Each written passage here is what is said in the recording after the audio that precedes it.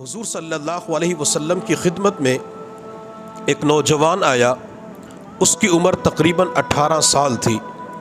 18 سال کی عمر میں ایمان قبول کیا. چند دن حضور صلی اللہ علیہ وسلم کی صحبت میں گزارے. ایک دن آپ صلی اللہ علیہ وسلم نے فرمایا کہ بیٹا مدینہ طیبہ کے فلاں مقام پہ فلاں گلی کے اندر یہ کام کر کے آؤ. وہ نوجوان پیغمبر کی صحبت سے اٹھا اور مدینہ کی گلیوں کے اندر چلنا شروع کر دیا.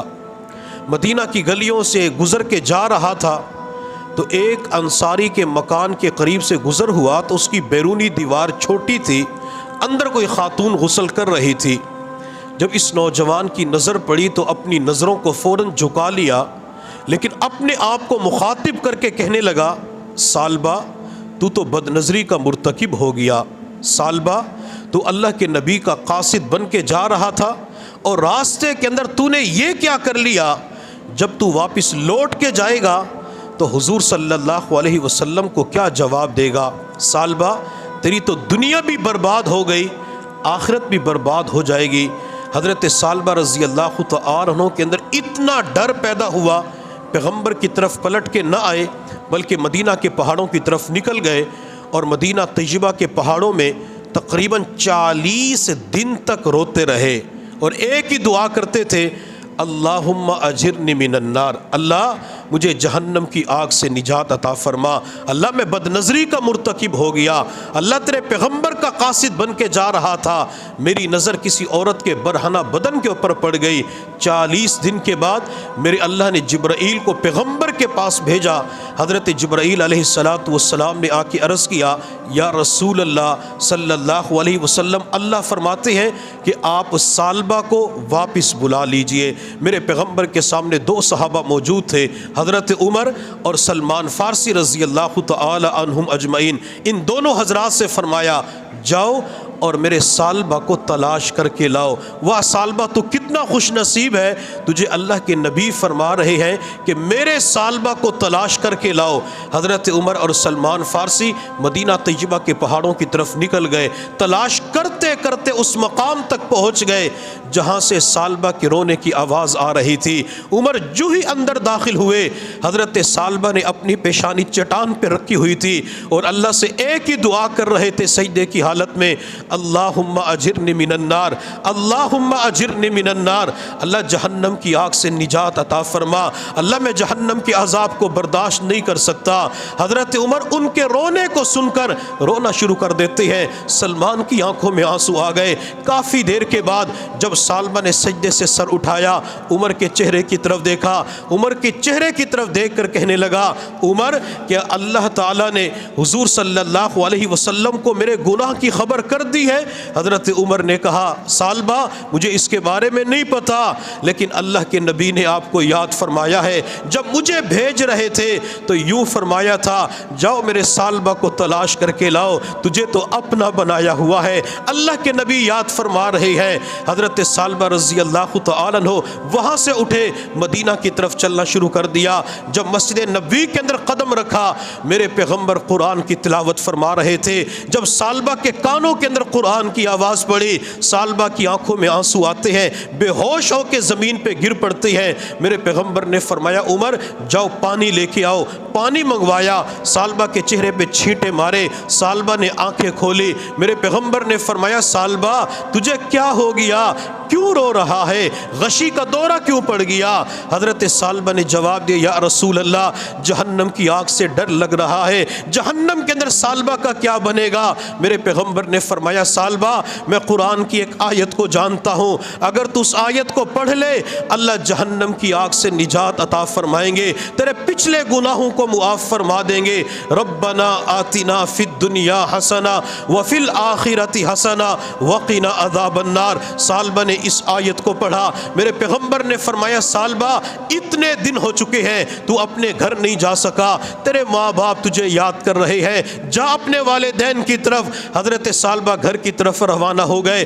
جو ہی گھر کے اندر قدم رکھا اپنا گناہ یاد آیا، اگرچہ گناہ نہیں تھا لیکن گناہ سمجھ رہے تھے. سالبہ کی طبیعت خراب ہو جاتی ہے، حتیٰ کہ 8 دن بستر کے اوپر پڑے رہے، حتیٰ کہ ان کی زندگی کا آخری دن آ گیا، 18.25 سال کی عمر تھی، میرے پیغمبر کو بتلایا گیا یا رسول اللہ سالبہ کا آخری وقت آ چکا ہے۔ پیغمبر سالبہ کے گھر تشریف لے گئے، سالبہ زمین کے اوپر لیٹے ہوئے تھے، نبوت زمین کے اوپر بیٹھ گئی۔ میرے پیغمبر نے سالبہ کے سر کو اٹھا کے اپنی اس پاکیزہ گود میں رکھ لیا جس کے اندر اللہ کا قرآن نازل ہوتا تھا۔ میرے پیغمبر نے چہرے کی طرف دیکھنا شروع کر دیا، حتیٰ کہ کافی دیر کے بعد جب سالبہ نے آنکھیں کھولی، پیغمبر کے وضحا والے چہرے پہ نظر پڑی، اپنا سر پیغمبر کی گود سے اٹھا کے دوبارہ زمین پہ رکھ لیا۔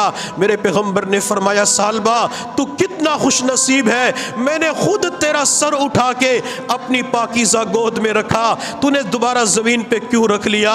حضرت سالبہ نے جواب دیا یا رسول اللہ یہ سر اس قابل اور لائق نہیں ہے کہ پیغمبر کی پاک گود میں آ سکے، یہ سر گناہوں سے بھرا ہوا ہے، آپ کی گود تو پاکیزہ ہے، آپ کی گود تو مقدس ہے۔ میرے پیغمبر نے فرمایا سالبہ آخر تو چاہتا کیا ہے؟ حضرت سالبہ نے عرض کیا یا رسول اللہ میری صرف اتنی چاہت ہے، اللہ دنیا ہی کے اندر میرے بارے میں یہ اعلان فرما دے کہ میں نے سالبہ کو معاف فرما دیا۔ میرے پیغمبر نے اسی وقت دعا کے لیے ہاتھ اٹھائے اور اللہ کی بارگاہ میں دعا مانگی، اللہ میرے سالبہ کی مغفرت فرما، اللہ میرے سالبہ کو معاف فرما۔ میرے پیغمبر کے دعا والے ہاتھ ابھی چہرے کے اوپر واپس نہیں آئے تھے، جبرائیل اللہ کا پیغام لے کے آئے۔ حضرت جبرائیل نے آ کے عرض کیا یا رسول اللہ اللہ فرماتے ہیں اگر سالبہ پوری کائنات کے ریت کے ذرات کے برابر بھی گناہ لے کے آئے گا میں تب بھی سالبہ کی مغفرت فرما دوں گا،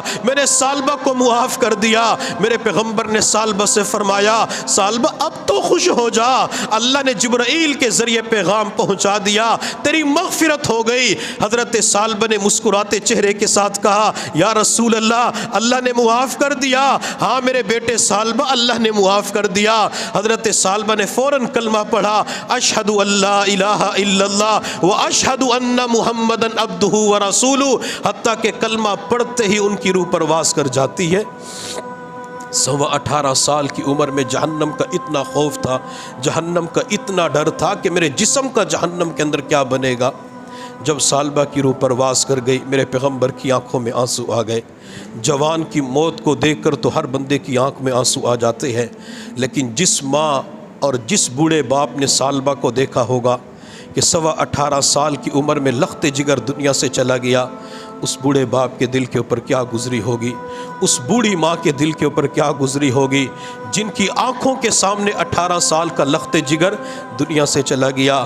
ماں باپ تو جوان اولاد کے بارے میں یہی کہتی ہے یہ بیٹا میرے بڑھاپے کا سہارا ہے، یہ میرے مستقبل کا سہارا ہے۔ وہی بڑھاپے کا سہارا، وہی مستقبل کا سہارا جب جوانی کے اندر ماں باپ کی آنکھوں کے سامنے چلا جاتا ہے، ماں باپ کو صبر نہیں آتا، رات ان کی روتے ہوئے گزر جاتی ہے، ماں کروٹیں بدلتے ہوئے رات گزار دیتی ہے، ماں عورتوں کے سامنے کہتی ہے ہائے میرا لال دنیا سے چلا گیا، ہائے میرا بیٹا دنیا سے چلا گیا، میرا کیا بنے گا۔ ماں باپ اس وقت بھی مرنے کے بعد کئی دن گزر جاتے ہیں اپنی اولاد کو یاد کر رہے ہوتے ہیں، پھر ماں باپ کے ہاتھ بچوں کے لیے اٹھتے اللہ میرا بچہ جوانی کے اندر دنیا سے چلا گیا، اللہ اس کی مغفرت فرما۔ جب ماں باپ کے ہاتھ اولاد کے لیے اٹھتے ہیں اللہ تعالیٰ اولاد کی ضرور مغفرت فرما دیتے ہیں۔ جب سالبہ کا انتقال ہو گیا میرے پیغمبر نے فرمایا میرے صحابہ سالبہ کے کفن دفن کا انتظام کرو۔ سالبہ کو غسل دیا گیا، کفن پہنایا گیا، نماز جنازہ پڑھا گیا یا بھی پڑھنا تھا۔ جنازے کو کندھوں پہ اٹھا کے جنازہ گاہ کی طرف جا رہے تھے۔ کسی کہنے والے نے کیا خوب کہا عاشق کا جنازہ ہے ذرا دھوم سے اٹھے، پیغمبر کا عاشق تھا۔ اور کسی اور نے کیا خوب کہا فرش مخمل پہ اے سونے والو، فرش مخمل پہ اے سونے والو، قبر میں جا کے سونا پڑے گا، اپنے اعمال کا جائزہ لو ورنہ محشر میں رونا پڑے گا۔ چار یاروں کے کندھوں پہ چڑھ کر، چار یاروں کے کندھوں پہ چڑھ کر گھر سے نکلے گی بارات تیری، پہن کر ایک جوڑا کفن کا، پس جنازے پہ سونا پڑے گا، اپنے اعمال کا جائزہ لو ورنہ محشر میں رونا پڑے گا۔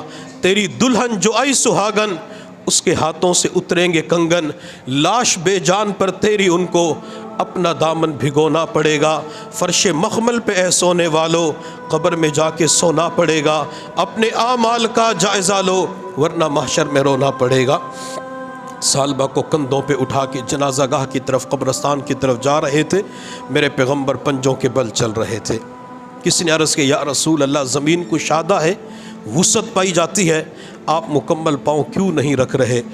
میرے پیغمبر صلی اللہ علیہ وسلم نے فرمایا کہ آج سالبہ کے جنازے میں آسمان سے اتنے فرشتے نازل ہو چکے ہیں کہ مجھے مکمل پاؤں رکھنے کی جگہ نہیں مل رہی۔ فرشتے بھی ان کے جنازے کے اندر شریک ہوتے، کیوں؟ ان کے اندر جہنم کا خوف پایا جاتا تھا، جہنم کا ڈر پایا جاتا تھا۔ ایک ہی دعا کرتے تھے، اللہم اجرنی من النار، اللہ جہنم سے نجات عطا فرما۔ تو ہمیں چاہیے ہم بھی اللہ سے بار بار یہی دعا مانگے، اللہ ہمیں جہنم سے نجات عطا فرما۔